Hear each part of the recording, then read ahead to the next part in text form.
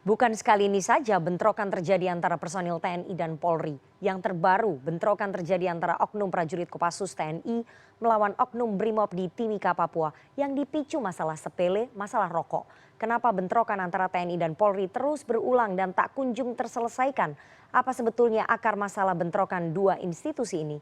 Dan untuk membahasnya lebih dalam, kita sudah terhubung melalui sambungan Zoom dengan anggota Komisi 1 DPR RI, Muhammad Farhan. Selamat sore Mas Farhan.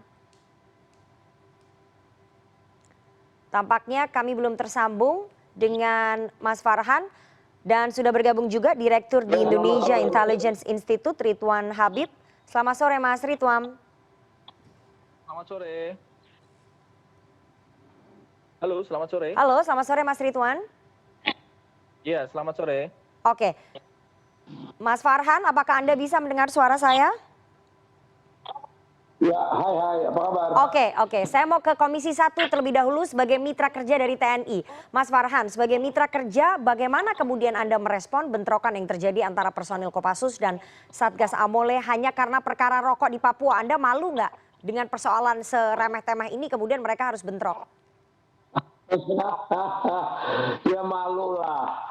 Ini betul-betul seperti yang sudah kita perkirakan bahwa tugas pertama dan utama dari Panglima TNI yang baru adalah melakukan konsolidasi internal. Karena bagaimanapun juga konsolidasi internal yang ada di TNI ini memiliki tantangan yang sangat besar. Yaitu kita menghadapi tantangan di mana justru di dalam TNI sendiri itu pembinaannya itu tampaknya memang punya masalah, ditambah juga dengan sinergitas dengan Polri sekarang ini masih menyisakan pekerjaan rumah yang besar. Artinya baru simbolik di atas tapi belum menetes ke bawah. Ada masalah di internal TNI dan kemudian ada masalah sinergitas yang masih menjadi tanda tanya antara TNI dan juga Polri. Saya mau tanya ke Mas Ridwan. Mas Ridwan, dari kacamata Anda, apakah memang hubungan TNI Polri yang bertugas bukan hanya di Papua, tapi di daerah lain ini sangat rentan gesekan meskipun pemantiknya hanya perkara-perkara sepele begitu Mas Ridwan? Ya, saya kira itu yang di Papua kan insidentil ya. Kalau kita lihat kejadian di Papua ini kan satu saja kejadian ya sangat disayangkan walaupun cuma karena rokok ya. Akan tetapi kalau kita lihat hubungan harmonis kan juga sudah berjalan lama. Bagaimana misalnya keharmonisan operasi Madagoraya dalam menumpas Mujahidin Indonesia Timur di Poso. Itu kan juga gabungan itu dan jumlahnya ribuan dan mereka juga sangat solid. Kemudian operasi-operasi bersama dalam rangka penanganan COVID, penanganan pandemi juga sangat sinergis. Jadi saya kira sebaiknya memang tidak perlu digeneralisir ya. Karena kasus ini kan kalau kita lihat, kita telusuri baik-baik, memang ada faktor misalnya dari sisi lama penugasan ya, stres, lama penugasan.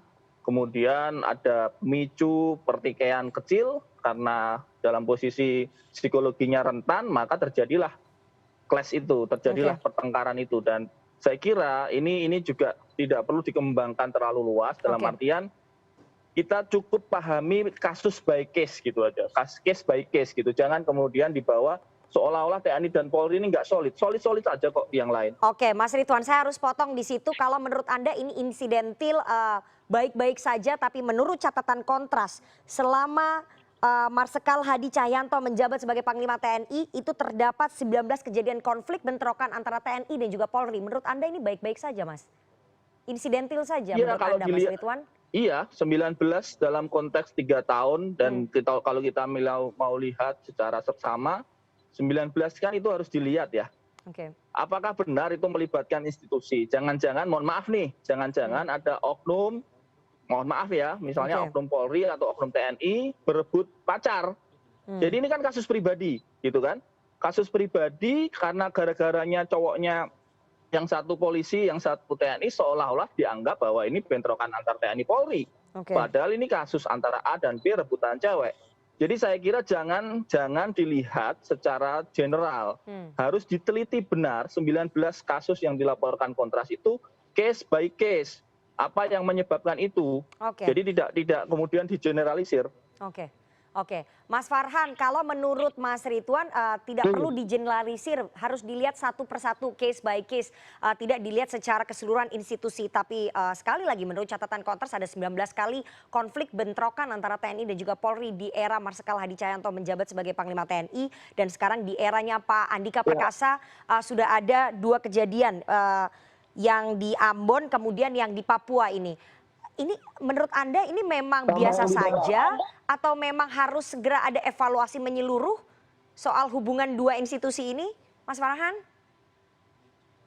Evaluasi tidak pernah berhenti, saya yakin itu. Dan ini harus lebih diintensifkan. Artinya gini, stres iya, saya setuju dalam tugas terutama di Papua, terdapat stres yang luar biasa. Selama Pekan Olahraga Nasional, saya berada di sana dan berinteraksi dengan teman-teman TNI, memang tingkat stresnya tinggi sekali. Nah, pada saat bersamaan kan ada hal yang menarik juga, bahwa sebetulnya pengelolaan tingkat stres personil ini saya khawatirnya justru diabaikan. Nah, atau dinomorduakan. Padahal ini sangat berpengaruh terhadap apa yang menjadi patokan kita dalam hal konsolidasi TNI Polri. Boleh-boleh saja tadi Mas Ridwan bilang 19 kasus itu case by case. Dan mesti dilihat personal apa enggak. Tetapi kalau kita bicara soal narasi nasional, maka kita tidak bisa mentolerir satupun bentrok, apapun alasannya, antara TNI dan Polri. Karena TNI dan Polri ini adalah tidak hanya alat negara, tetapi simbol negara dalam mempersatukan Indonesia. Kejadian di Ambon, kejadian di Papua, ditambah lagi sekarang kejadian di Batam, justru antara TNI sama TNI, ini juga mengkhawatirkan. Oke. Mas Ridwan, menurut analisa Anda, apakah kemudian bentrokan antara TNI dan Polri ini terus berulang karena memang imbas dari ketidakjelasan pemisahan antara kedua instansi ini pada masa awal reformasi ini nggak jelas nih tupoksinya pemisahannya? Saya setuju dengan Mas Farhan ya, bahwa ada semacam dalam tanda petik kekurangan pengelolaan tingkat stres prajurit ya, baik di level TNI maupun Polri. Ini evaluasi yang cukup serius menurut saya, karena setahu saya juga sistemnya belum final ya. Misalnya begini, bagaimana sih seseorang ini ketika bermasalah konselingnya kemana? Apakah dia mempunyai hak untuk melakukan konseling psikologis atau dia harus pendam masalahnya secara individual karena dia takut dimarahin atasan, takut dimarahin komandan. Nah ini saya kira benar kata Mas Farhan, ini harus diubah benar. Dari sisi bagaimana penanganan tingkat stres baik dari prajurit TNI maupun Polri. Yang kedua mengenai pemisahan tupoksi, saya kira sudah sangat jelas ya, ada Undang-Undang Polri dan Undang-Undang TNI, dan di situ tidak ada tumpang tindih, semuanya sudah ada aturannya, semua sudah ada mekanismenya, cuma memang tidak seindah aturan di lapangan itu. Kadangkala kan ada ya tadi saya bilang faktor-faktor manusiawi yang kemudian terjadi di lapangan. Saya setuju tidak boleh juga ada satupun insiden, tetapi jangan juga kemudian kita menafikan bahwa Polri dan TNI itu juga manusia biasa. Mereka punya emosi, mereka punya nafsu, mereka punya rasa rasa pride gitu ya, kebanggaan dengan korps dan sebagainya. Kita ingat ada beberapa kasus kemarin misalnya di Jakarta Timur ya, ketika ada insiden pembakaran markas polisi, mungkin masih ingat, itu kan ada faktor ketersinggungan, ada faktor hoax dan sebagainya yang kemudian memicu serangan dari TNI, oknum TNI kepada markas kepolisian. Ini yang saya kira tetap harus dievaluasi, saya setuju. Oke. Mas Farhan, kalau menurut Anda apakah juga sama bahwa meskipun sudah ada Undang-Undang TNI dan juga Undang-Undang Polri, ada pemisahan tupoksi, tapi tidak seindah itu di lapangan. Banyak yang mengatakan bahwa ini akibat ketidakjelasan pemisahan antara kedua institusi ini. Ya, kalau pemisahan sih tetap kita harus setuju pemisahan itu berhasil gitu ya. Konsep yang draftnya ditulis oleh almarhum Pak Bondan Gunawan ini menunjukkan bahwa kita sebagai bangsa, TNI sebagai institusi, Polri sebagai institusi bagian dari bangsa ini secara konsisten menjaga pemisahan tersebut dengan sangat baik. Bahwa konflik ada, iya, tapi yaitu penanganannya jangan dianggap secara ringan. saya sangat concern sama masalah ini karena apa? Contohnya yaitulah di Ciracas itu kan yang akhirnya diserang kan simbol, markas itu simbol. Polsek Ciracas. Ketika markas ini simbol, Polsek Ciracas ini diserang dan dibakar itu kan simbol. Itu sebabnya sanksinya sangat keras diberikan kepada oknum TNI yang melakukan hal itu. Dan ini ada hubungannya dengan telegram dari Panglima TNI yang mengatakan bahwa pemeriksaan terhadap perwira TNI itu harus atas seizin komandannya. Dan ini sebetulnya konsekuensinya bukan kepada penyidik ya, jaksa atau polisi, tetapi justru kepada personel TNI sendiri bahwa ketika mereka keluar markas, atasan harus tahu. Oke, baik. Kita akan lanjutkan nanti perbincangan kita, tapi kita harus jeda terlebih dahulu. Tetap bersama kami di CNN Indonesia Newsroom.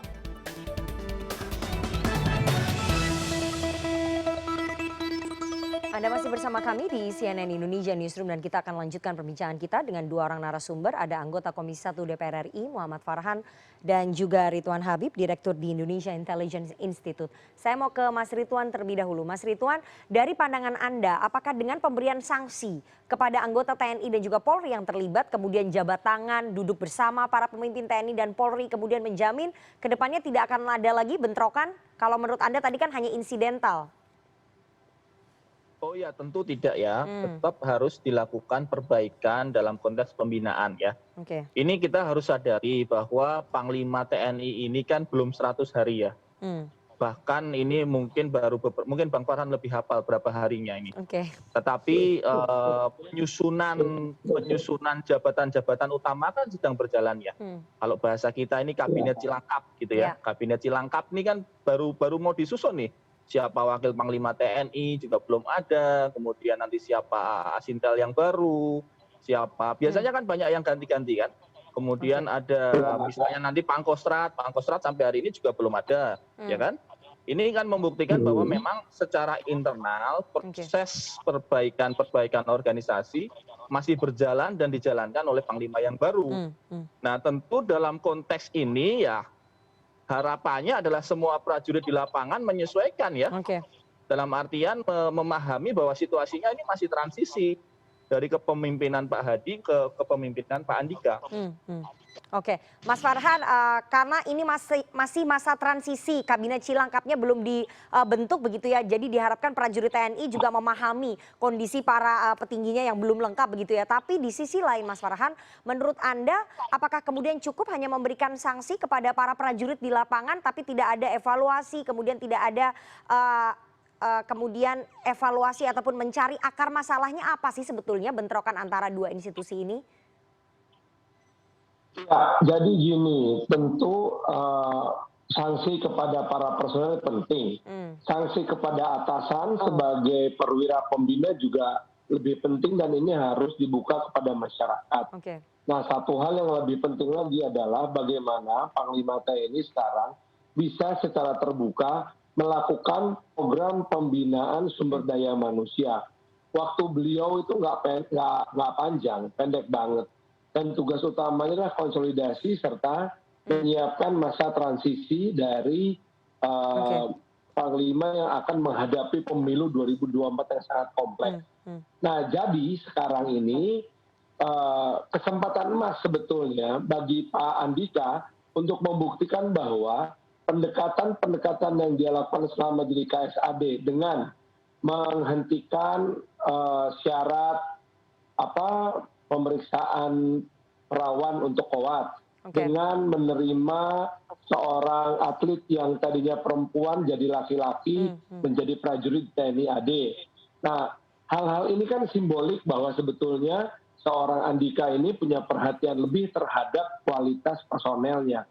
Nah, buktikan bukan hanya dengan gestur pribadi, tetapi juga dengan gestur kepemimpinan yang secara tegas menyatakan bahwa kita akan melakukan transformasi sumber daya manusia TNI. Jadi perbaikan kualitas SDM di internal TNI itu yang harus dilakukan oleh Panglima TNI yang baru, Jenderal Andika Perkasa, begitu ya Mas Farhan ya? Betul. Prinsipnya gini, kita bela-belain Pak Andika dari golongan yang tua gitu menjadi Panglima, supaya tidak ada lompatan angkatan gitu. Sehingga pembinaannya itu rapi. Oke, terakhir Mas Farhan, apakah Komisi 1 akan memanggil Panglima TNI yang baru, Pak Andika Perkasa, untuk kemudian ditanya soal apa sebetulnya yang terjadi dan apa yang akan dilakukan oleh internal TNI supaya tidak terjadi lagi konflik yang terus berulang antara TNI dan juga Polri? Akan dimintai pertanggungjawaban atau mungkin ditanya, dicecar oleh Komisi 1? Ada 3 pertanyaan yang akan kita cecar. Satu tentang pemanfaatan lembaga psikologi di TNI yang ada di semua matra dan bagaimana dampaknya. Kedua yang lebih besar lagi adalah bagaimana pembinaan struktural sumber daya manusia. Yang ketiga kita mau nanya, itu prajurit yang di Ambon tinjunya keren banget, boleh nggak jadi atlet tinju aja? Oke, Mas Ridwan, terakhir, apakah perbaikan SDM di internal TNI saat ini adalah solusi yang paling cepat bisa dilakukan untuk mengurangi frekuensi konflik antara TNI dan juga Polri, Mas Ridwan? Yang paling mendesak memang bukan di level pimpinan ya, tapi di level anggota. Ya, kalau pimpinan kan saling potong kue, saling mengunjungi, salam komando itu sudah lazim. Tetapi di level bawah ya, di level anggota ini yang saya kira memang perlu ada pengawasan khusus. Termasuk tadi setuju dengan Bang Farhan, pemberdayaan lembaga psikologi. Karena di masing-masing angkatan ada tuh, angkatan darat, laut maupun udara, mereka punya dinas psikologi. Nah, di situ kemudian bisa diberdayakan sehingga kemudian ada asesmen prajurit-prajurit yang stres, prajurit-prajurit yang terbebani, punya masalah keluarga dan sebagainya, ini harus tersaring benar. Supaya kemudian tidak ada lagi kegiatan atau kasus individu yang kemudian mencoreng nama baik angkatan.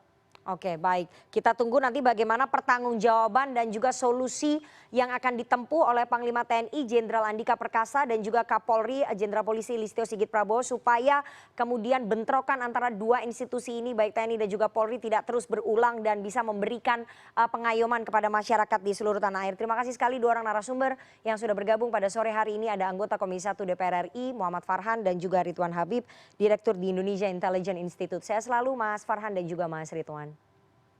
Terima kasih. Insya Allah, terima kasih.